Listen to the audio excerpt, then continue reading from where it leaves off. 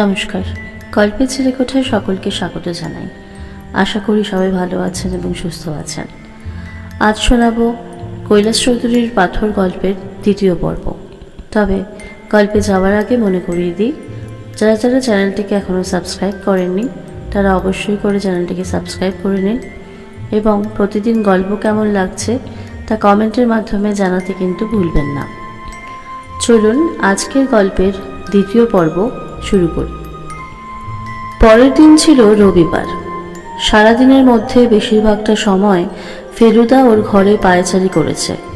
বিকেলে 4টে নাগাদ ওকে পায়জামা ছেড়ে প্যান্ট পরতে দেখে জিজ্ঞেস করলাম, তুমি কি বেরোচ্ছ? ফেলুদা বলল, ভিক্টোরিয়া মেমোরিয়ালের লিলি গাছগুলো একবার দেখে আসবো ভাবছি। যাবি তো চ। ট্রামে করে গিয়ে লোয়ার সার্কুলার রোডের মোড়ে নেমে হাঁটতে হাঁটতে 5টা নাগাদ ভিক্টোরিয়া মেমোরিয়ালের দক্ষিণ গেটটায় পৌঁছলাম। এদিকটায় লোকজন একটু কম আসে, বিশেষ করে সন্ধ্যের দিকটায় যা লোক আসে সবই সামনের দিকে, মানে উত্তরে গড়ের মাঠের দিকে। গেট দিয়ে ঢুকে 20 হাত আন্দাজ করে এগিয়ে গিয়ে দেখি বাঁ দিকে সত্যি লিলি গাছের কেয়ারি। তার প্রথম সারির প্রথম গাছটার নিচেই পাথরটা রাখার কথা। লিলি গাছের মতো এত সুন্দর জিনিস দেখেও গাটা কেমন জানি না ছমছম করে উঠল। ফেলুদা বলল, কাকার একটা বাইনোকুলার ছিল না, যেটা সেবার দার্জিলিং নিয়ে গেছিলেন? আমি বললাম, আছে। মিনিট 15 ভিক্টোরিয়া মেমোরিয়ালে ঘুরে আমরা একটা ট্যাক্সি নিয়ে সোজা চলে গেলাম লাইট হাউসের সামনে। ফেলুদার কি সিনেমা দেখার শখ হলো নাকি? কিন্তু শেষ পর্যন্ত সিনেমায় না ঢুকে ও গেল উল্টো দিকের একটা বইয়ের দোকানে। এই বই সেই বই ঘেটে ফেলুদা দেখি একটা বিরাট মোটা স্ট্যাম্প ক্যাটালগ নিয়ে তার পাতা উল্টোতে আরম্ভ করলো। আমি পাশ থেকে ফিসফিস করে বললাম, তুমি কি অবনীশবাবুকে সন্দেহ করছো নাকি? ফেলুদা বলল, এত যা স্ট্যাম্পের শখ, তার কিছুটা কাঁচা টাকা হাতে পেলে সুবিধা হয় বই কি। আমি বললাম, কিন্তু আমরা যখন দোতলা থেকে একতলায় এলাম তখন যে টেলিফোনটা এলো সেটা তো আর অবনীশবাবু করেননি। না, সেটা করেছিল মসলন্দপুরের আদিত্যনারায়ণ সিংহ। বুঝলাম ফেলুদা এখন ঠাট্টার মেজাজে রয়েছে, ওর সঙ্গে আপাতত আর এ বিষয়ে কথা বলা চলবে না। বাড়ি যখন ফিরলাম তখন 8টা বেজে গেছে। ফেলুদা কোটটা খুলে বিছানায় ছুঁড়ে ফেলে দিয়ে বলল, আমি যতক্ষণ হাত মুখ ধুচ্ছি তুই ডিরেক্টরি থেকে কৈলাসবাবুর টেলিফোন নাম্বারটা বার করতো। ডিরেক্টরি হাতে নিয়ে টেলিফোনের সামনে বসা মাত্র ক্রিং করে ফোনটা বেজে উঠে আমায় বেশ চমকে দিল। আমাকেই ধরতে হয়। তুলে নিলাম রিসিভারটা। হ্যালো, কে কথা বলছেন? এ কি অদ্ভুত গলা, এই গলা তো চিনি না। বললাম, কাকে চাই? কর্কশ গম্ভীর গলায় উত্তর এলো, ছেলে মানুষ বয়সে গোয়েন্দাদের সঙ্গে ঘোরাফেরা করা হয় কেন? প্রাণের ভয় নেই? আমি কাঠ হয়ে চেয়ারে বসে রইলাম।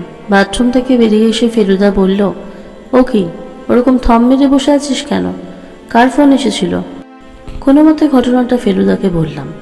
দেখলাম ও গম্ভীর হয়ে গেল। তারপর পিঠে একটা চাপড় মেরে বলল, ঘাবড়াস না, লোক থাকবে, পুলিশের লোক, বিপদের কোনো ভয় নেই। ভিক্টোরিয়া মেমোরিয়ালে একবার যেতেই হবে কালকে। রাত্রে ভালো ঘুম হলো না। শুধু যে টেলিফোনের জন্য তা নয়, কৈলাসবাবুর বাড়ির ভিতরের অনেক কিছুই বারবার চোখের সামনে ভেসে উঠছিল। সেই লোহার রেলিং দেওয়া ছাদ পর্যন্ত উঠে যাওয়া সিঁড়ি, দোতলায় মার্বেল বাঁধানো অন্ধকার লম্বা বারান্দা, আর তার দরজার ফাঁক দিয়ে বার করা কৈলাসবাবুর বাবার মুখ। কৈলাসবাবুর দিকে ওরকমভাবে চেয়েছিলেন কেন তিনি? আর কৈলাসবাবু বন্দুক হাতে ছাদে গিয়েছিলেন কেন? কিসের শব্দ পেয়েছিলেন উনি? ঘুমোতে যাবার আগে ফেলুদা একটা কথা বলেছিল, জানিস তো সে, যারা চিঠি লিখে আর টেলিফোনে করে হুমকি দেয় তারা বেশিরভাগ সময় আসলে কাওয়ার্ড হয়। এই কথাটার জন্যই বোধহয় শেষ পর্যন্ত ঘুমটা এসে গেল। পরদিন সকালে ফেলুদা কৈলাসবাবুকে ফোন করে বলল তিনি যেন নিশ্চিন্তে বাড়িতে বসে থাকেন, যা করবার ফেলুদাই করবে। আমি জিজ্ঞেস করলাম, কখন যাবে ভিক্টোরিয়া মেমোরিয়ালে? ফেলুদা বলল, কাল যে সময় গিয়েছিলাম সেই সময়। ভালো কথা, তো স্কুলের ড্রয়িংয়ের খাতা পেন্সিল টেন্সিল আছে তো? আমি একটু ঘাবড়ে গেলাম। কেন, তা দিয়ে কী হবে? আছে কি না বল না। তা তো থাকতেই হবে, সঙ্গে নিয়ে নিবি। লিলি গাছটার উল্টো দিকে কিছু দূরে দাঁড়িয়ে তুই ছবি আঁকবি, গাছপালা, মেমোরিয়াল, বিল্ডিং, যা হয় একটা কিছু। আমি হব তোর মাস্টার। ফেলুদার আঁকার হাত রীতিমতো ভালো, বিশেষ করে মাত্র একবার যে মানুষকে দেখেছে পেন্সিল দিয়ে খসখস করে মোটামুটি তার একটা পোর্ট্রেট আঁকার আশ্চর্য ক্ষমতা ফেলুদার আছে। কাজেই ড্রয়িং মাস্টারের কাজটা তার পক্ষে বেমানান হবে না। শীতকালে দিন ছোট হয়, তাই আমরা 4টের কিছু আগেই ভিক্টোরিয়া মেমোরিয়ালে পৌঁছে গেলাম। সোমবার ভিড়টা আরও কম। 3টে পেরাম্বুলেটার সাহেবের বাচ্চাদের নিয়ে নেপালি আয়ারা ঘোরাফেরা করছে। একটা পরিবারকে দেখে মারোয়ারি বলে মনে হলো, আর তাছাড়া 2-1 বুড়ো ভদ্রলোক। এদিকটায় আর বিশেষ কেউ নেই। কম্পাউন্ডের মধ্যেই, কিন্তু গেট থেকে বেশ কিছুটা দূরে চৌরঙ্গির দিকটা একটা বড় গাছের তলায় 2জন প্যান্ট পরা লোককে দেখলাম, যাদের দিকে দেখিয়ে ফেলুদা আস্তে করে আমায় কনুই দিয়ে একটা খোঁচা দিল। বুঝলাম ওরাই হচ্ছে পুলিশের লোক। ওদের কাছে নিশ্চয়ই লুকোনো রিভলভার আছে। ফেলুদার সঙ্গে পুলিশের কিছু লোকের বেশ খাতির আছে, এটা জানতাম। লিলি ফুলের শাড়ির উল্টো দিকে কিছুটা দূরে খাতা পেন্সিল বার করে ছবি আঁকতে আরম্ভ করলাম। এই অবস্থায় কি আঁকায় মন বসে? চোখ আর মন দুটোই অন্যদিকে চলে যায়। আর ফেলুদা মাঝে মাঝে এসে ধমক দেয়, আর পেন্সিল দিয়ে খসখস করে হিজিবিজি এঁকে দেয়, যেন কতই না কারেক্ট করছে। আমার কাছ থেকে দূরে সরে গেলেই ফেলুদা বাইনোকুলার চোখে লাগিয়ে এদিক ওদিক দেখে। সূর্য প্রায় ডুবুডুবু। কাছেই গির্জার ঘড়িতে ঢং ঢং করে 5টা বাজল। লোকজন কমে আসছে, কারণ একটু পরেই বেশ ঠান্ডা পড়বে। মারোয়ারিরা একটা বিরাট গাড়িতে উঠে চলে গেল। আয়াগুলোও পেরাম্বুলেটার ঠেলতে ঠেলতে রওনা দিল। লোয়ার সার্কুলার রোড দিয়ে আপিস ফেরতা গাড়ির ভিড় আরম্ভ হয়েছে। ঘন ঘন হর্নের শব্দ কানে আসছে। ফেলুদা আমার পাশে এসে ঘাসের উপর বসতে গিয়ে বসল না। দেখলাম তার চোখ ভিক্টোরিয়া মেমোরিয়ালের গেটের দিকে। আমি সেই দিকে চেয়ে গেটের বেশ কিছুটা বাইরে রাস্তার ধারে একজন ব্রাউন চাদর জড়ানো লোক ছাড়া আর কাউকে দেখতে পেলাম না। ফেলুদা চোখে বাইনোকুলার লাগিয়ে কিছুক্ষণ ওই দিকে দেখে বাইনোকুলারটা আমার হাতে দিয়ে বলল, দেখ ওই চাদর গায়ে দেওয়া লোকটাকে। বাইনোকুলার চোখে লাগাতে এই লোকটা যেন 10 হাতের মধ্যে চলে এলো। আর আমিও চমকে উঠে বললাম, এ কি, এই যে কৈলাসবাবু নিজে এসে দাঁড়িয়ে রয়েছেন। হ্যাঁ চল, নিশ্চয়ই আমাদের খুঁজতে এসেছেন। কিন্তু আমরা রওনা হবার সঙ্গে সঙ্গেই দেখলাম ভদ্রলোক হাঁটতে আরম্ভ করলেন। গেটের বাইরে এসে কৈলাসবাবুকে আর দেখা গেল না। ফেলুদা বলল, চল শ্যামপুকুর। ভদ্রলোক বোধহয় আমাদের দেখতে পাননি, আর না দেখে নিশ্চয়ই চিন্তিত হয়ে পড়েছেন। ট্যাক্সি পেলে ট্যাক্সি নিতাম, কিন্তু আপিস টাইমে সেটা সম্ভব নয়, তাই ট্রাম ধরার মতলবে চৌরঙ্গির দিকে রওনা দিলাম। রাস্তা দিয়ে পরপর লাইন করে গাড়ি চলেছে। হঠাৎ ক্যালকাটা ক্লাবের সামনে এসে একটা কাণ্ড হয়ে গেল, যেটা ভাবলে এখনো আমার ঘাম ছুটে যায়। কথা নেই বার্তা নেই, ফেলুদা হঠাৎ একটা হাঁচকা টান মেরে প্রায় আমাকে ছুঁড়ে রাস্তার একেবারে কিনারে ফেলে দিল, আর সেই সঙ্গে নিজেও একটা লাফ দিল। পর মুহূর্তে দারুণ স্পিডে আর দারুণ শব্দ করে একটা গাড়ি আমাদের প্রায় গা ঘেঁষে চলে গেল। হোয়াট দ্য ডেভিল, ফেলুদা বলে উঠল। গাড়ির নাম্বারটা, কিন্তু সেটার আর কোনো উপায় নেই। সন্ধ্যার অন্ধকারে অন্য গাড়ির ভিড়ের মধ্যে সেই গাড়ি মিলিয়ে গেছে। আমার হাতের খাতা পেন্সিল কোথায় ছিটকে পড়েছে তার ঠিক নেই, তাই সেটা খুঁজে আর সময় নষ্ট করলাম না। এটা বেশ বুঝতে পারছিলাম যে ফেলুদা ঠিক সময় বুঝতে না পারলে আমরা দুজনেই নির্ঘাত গাড়ির চাকার তলায় চলে যেতাম।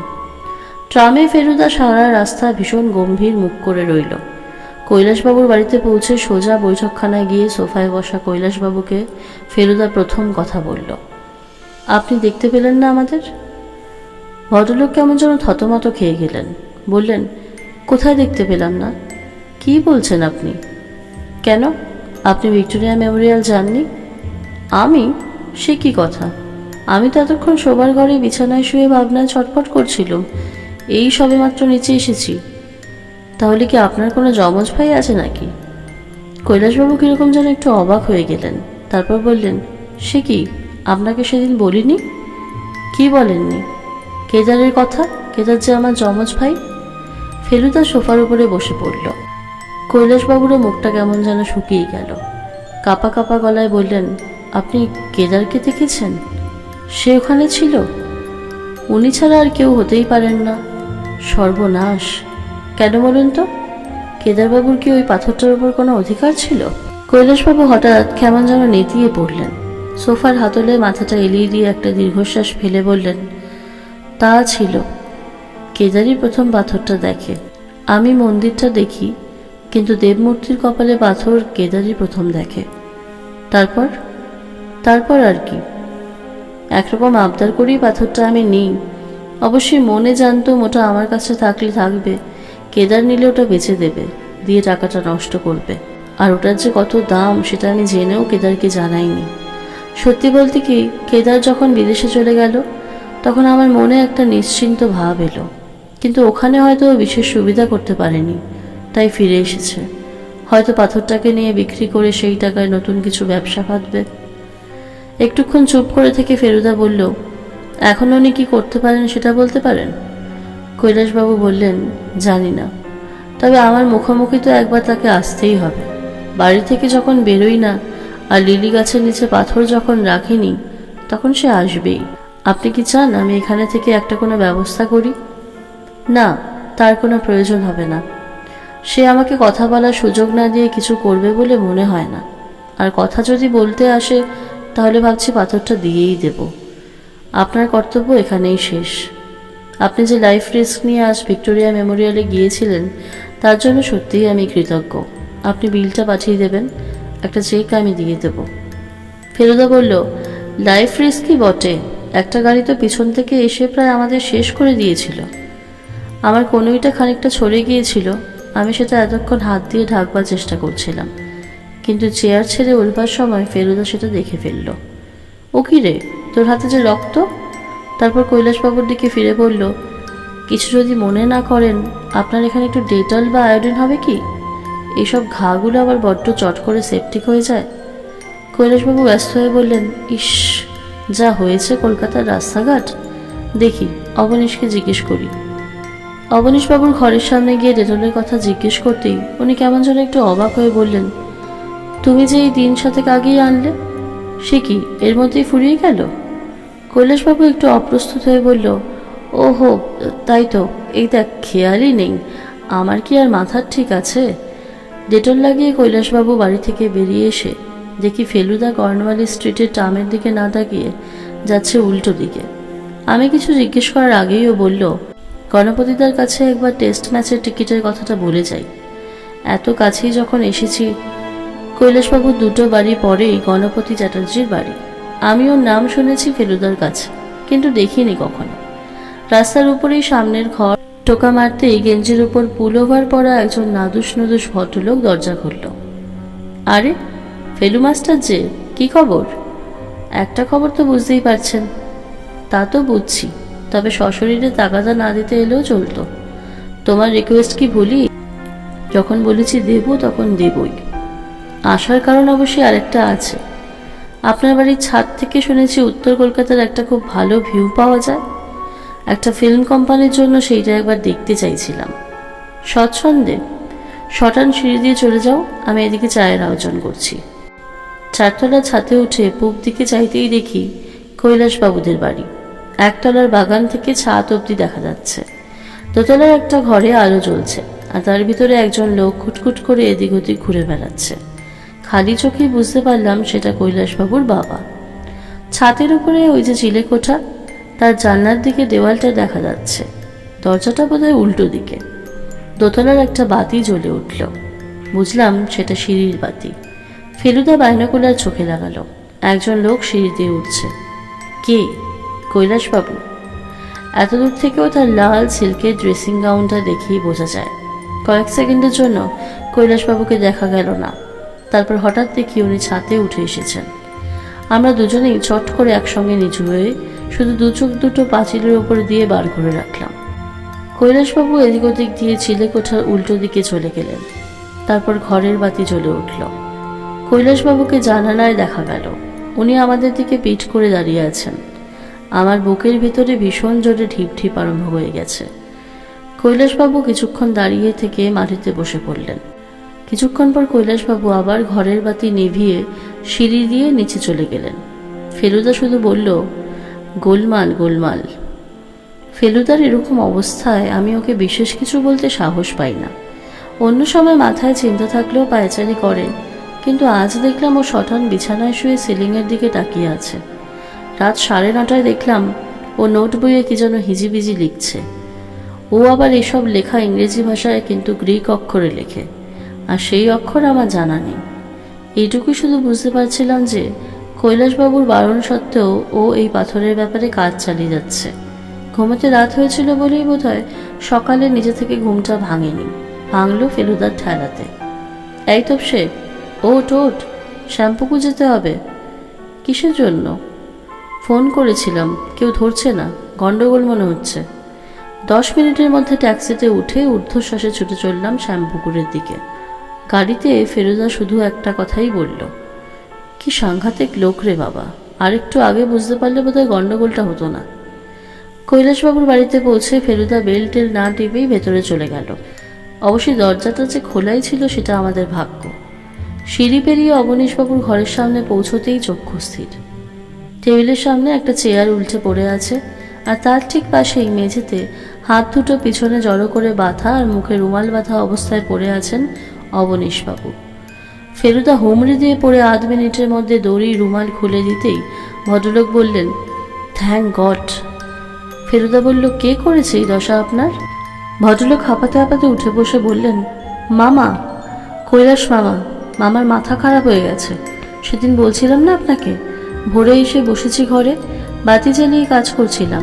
মামা ঘরে ঢুকেই আগে বাতি নিভিয়েছেন, তারপর মাথায় একটা বাড়ি, তারপর আর কিচ্ছু জানি না। কিছুক্ষণ হলো জ্ঞান ফিরেছে, কিন্তু নড়তে পারি না, মুখে শব্দ করতে পারি না। উফ! আর কৈলাসবাবু? ফেলুদা প্রায় চিৎকার করে উঠল। জানি না। ফেলুদা এক লাফে উঠে ঘর থেকে বেরিয়ে গেল। আমিও ছুটলাম তার পিছনে। একবার বৈঠকখানায় ঢুকে কাউকে না দেখে 3 ধাপ সিঁড়ি এক এক লাফে উঠে দোতলায় পৌঁছে ফেলুদা শটান কৈলাসবাবুর ঘরে গিয়ে উপস্থিত হলো। খাটের চেহারা দেখে মনে হলো সেখানে লোক শুয়েছিল, কিন্তু ঘর এখন খালি। আলমারির দরজা দেখি হাঁ করে খোলা। ফেলুদা দৌড়ে গিয়ে দেরাজ করে জিনিসটা বার করলো। সেটা মখমলের সেই নীল বাক্স। খুলে দেখা গেল ভিতরে সেই পাথর যেমন ছিল তেমনই আছে। এতক্ষণে দেখি অবনীশবাবু এসে হাজির হয়েছেন। তার মুখের অবস্থা শোচনীয়। তাকে দেখেই ফেলুদা বলল, ছাতের ঘরের চাবি কার কাছে? ভদ্রলোক থতমত খেয়ে বললেন, সে তো মামার কাছে। তবে চলুন ছাতে, বলে ফেলুদা তাকে হিড়হিড় করে টেনে বার করে নিয়ে গেল। অন্ধকার সিঁড়ি দিয়ে 3 জনে ছাতে উঠে দেখি চিলেকোঠার দরজা বাইরে থেকে তালা দিয়ে বন্ধ। এবার দেখলাম ফেলুদার গায়ের জোর। দরজা থেকে 3 হাত পিছিয়ে কাঠটা আগিয়ে বাঘের মতো ঝাঁপিয়ে পড়ে 4 বার ধাক্কা দিতেই কড়াগুলো পেরেক শুদ্ধ উপরে বেরিয়ে এসে দরজাটা ছটাং করে খুলে গেল। ভিতরে অন্ধকার। 3 জনেই ঘরের মধ্যে ঢুকলাম। ক্রমে চোখটা সয়ে আসতে দেখলাম এক কোণে অবনীশবাবুরই মতো দড়ি বাঁধা, মুখ বাঁধা অবস্থায় পড়ে আছেন। ইনি কে? কৈলাস চৌধুরী না কেদার চৌধুরী? দড়ির বাঁধন খুলে দিয়ে তাকে কোলপাজা করে নিয়ে ফেলুদা সিঁড়ি দিয়ে দোতলায় নেমে কৈলাসবাবুর ঘরে নিয়ে বিছানার উপরে শোয়ালো। ভদ্রলোক তখন ফেলুদার দিকে ফ্যাল করে চেয়ে ক্ষীণ গলায় বললেন, আপনিই কি? ফেলুদা বলল, আগে হ্যাঁ, আমারই নাম প্রদোষ মিত্তির। চিঠিটা বোধহয় আপনিই আমাকে লিখেছিলেন, কিন্তু আপনার সঙ্গে সাক্ষাৎ পরিচয় হবার সৌভাগ্য হয়নি। অবনীশবাবু, এর জন্য একটু গরম দুধের ব্যবস্থা দেখুন তো। আমি অবাক হয়ে ভদ্রলোকের দিকে চেয়ে আছি। ইনিই তাহলে কৈলাস চৌধুরী? ভদ্রলোক বালিশের উপরে ভর দিয়ে খানিকটা সোজা হয়ে বসে বললেন, শরীরে জোর ছিল তাই টিকে আছি, অন্য কেউ হলে এই 4 দিনে। ফেলুদা বলল, আপনি বেশি স্ট্রেন করবেন না। কৈলাসবাবু বললেন, কিছু কথা তো বলতেই হবে, নইলে ব্যাপারটা আপনার কাছে পরিষ্কার হবে না। আপনার সঙ্গে আর সাক্ষাৎ হবে কি করে?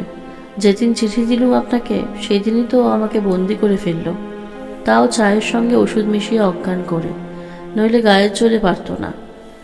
আর সেদিন থেকেই কি উনি কৈলাস চৌধুরী সেজে বসেছিলেন? কৈলাসবাবু দুঃখের ভাব করে মাথা নেড়ে বললেন, দোষটা আমারই, জানেন। বানিয়ে বানিয়ে বড়াই করাটা বোধহয় আমাদের রক্তে একেবারে মিশে আছে। 50 টাকা দিয়ে একটা পাথর কিনেছিলুম জব্বলপুরের বাজার থেকে।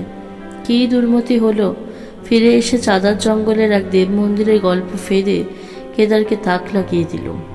সেই থেকেই ওর ওইটার উপরে লোভ। আমার ভাগ্যটা ও সহ্য করতে পারেনি, অনেক কিছুই সহ্য করতে পারেনি। বোধহয় ভাবত দুজনে যমজ ভাই, চোখে দেখে কোনো তফাৎ করা যায় না, অথচ আমার গুণ, আমার রোজগার, আমার ভাগ্য, এ ব্যাপারে ওর সঙ্গে এত তফাৎ হবে কেন? ও নিজে ছিল বেপরোয়া, রেকলেস। একবার তো নোট জাল করার কেসে পড়েছিল। আমি কোনো রকমে ওকে বাঁচাই, বিলেত গেল আমারই কাছ থেকে টাকা ধার করে। ভাবলাম আপদ গেল। এই 7 দিন আগে, গত মঙ্গলবার, বাড়ি ফিরে দেখি পাথরটা নেই। তার কথা মনেই হয়নি। চাকরদের উপরে চোটপাট করলুম, কোনো ফল হলো না। বৃহস্পতিবার সকালে আপনাকে চিঠি লিখে দিলাম।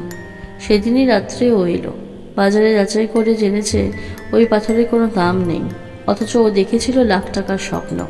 ক্ষেপে একেবারে লাল। টাকার দরকার অন্তত 20,000। চাইল, রিফিউজ করলাম। তাতেও আমাকে অজ্ঞান করে বন্দি করলো। বলল যতদিন না টাকা দিই ততদিন ছাড়বে না।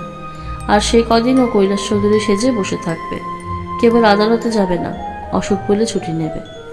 ফেলুদা বলল, আমি যখন আপনার চিঠি পেয়ে এসে পড়লাম তখন ভদ্রলোক একটু মুশকিলে পড়েছিলেন, তাই আমাদের 10 মিনিট বসিয়ে রেখে একটা হুমকি চিঠি আর একজন কাল্পনিক শত্রু খাড়া করলেন।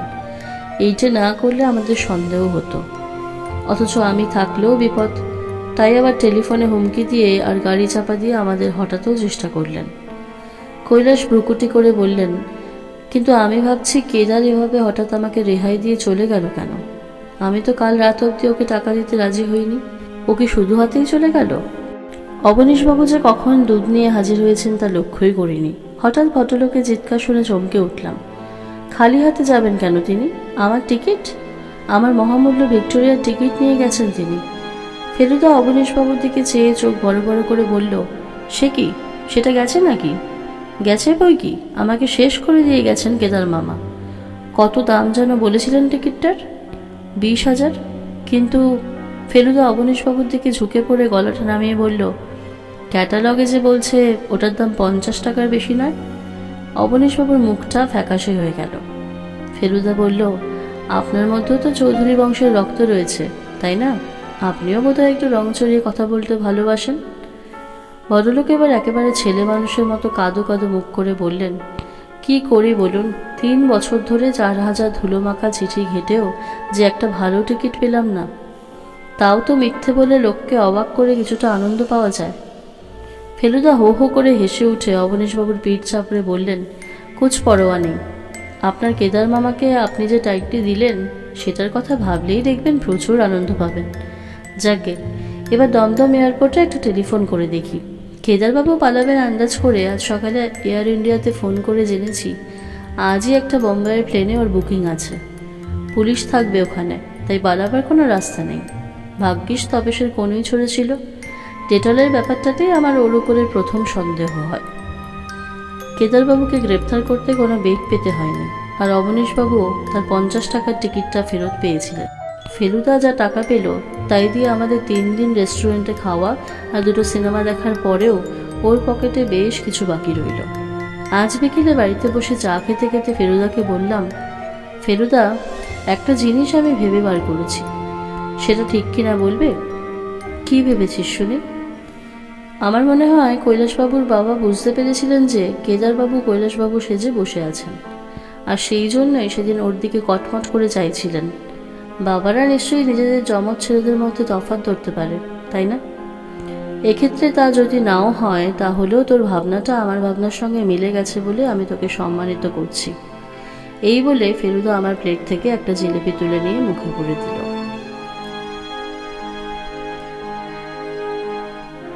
আজকের গল্প কৈলাস চৌধুরীর পাথর এখানেই শেষ হলো। আশা করছি গল্পটি আপনাদের ভালো লাগবে। ভালো লাগলে অবশ্যই চ্যানেলটিকে সাবস্ক্রাইব করে দেবেন এবং কমেন্টের মাধ্যমে জানাতে ভুলবেন না কেমন লাগলো গল্প। নমস্কার।